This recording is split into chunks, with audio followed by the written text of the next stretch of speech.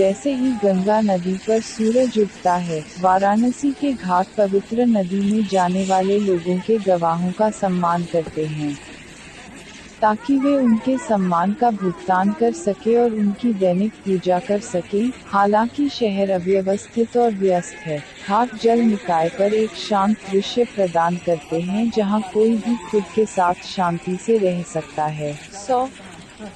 या तो घाट जो वाराणसी में हैं, उनमें से एक को 80 घाट कहा जाता है। वाराणसी शहर को कई अन्य नामों से जाना जाता है, लेकिन इस विशेष नाम की उत्पत्ति दो नदियों वरुणा और 80 के संगम से हुई है। 80 नदी के जन्म के पीछे एक पौराणिक कहानी है। ऐसा माना जाता है कि जब देवी दुर्गा दानव शुंभ निशुंभ से लड़ रही थी, तब उनकी तलवार ने जमीन को तबाह कर दिया। जब उन्होंने उसे नष्ट कर दिया, जिसके परिणामस्वरूप एक जलधारा की स्थापना हुई, जिसे अब 80 नदी के नाम से जाना जाता है। घाट जो नदी के इस किनारे पर आया था, जहां 80 नदी गंगा में मिलती है, इस प्रकार 80 घाट नाम दिया गया।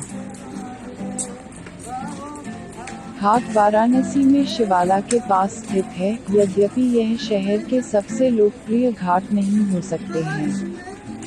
यह हर सुबह कम से कम 300 लोगों को देखता है और महाशिवरात्रि और अन्य शुभ हिंदू त्योहारों के दौरान संख्या कई गुना बढ़ जाती है। यह बहुत से लोगों के लिए एक विशेष पसंदीदा के रूप में कार्य करता है, क्योंकि यह शहर के दक्षिण में स्थित है, सभी उद्यम और हलचल से थोड़ी दूर, शांति और शांति का स्थान प्रदान करता है।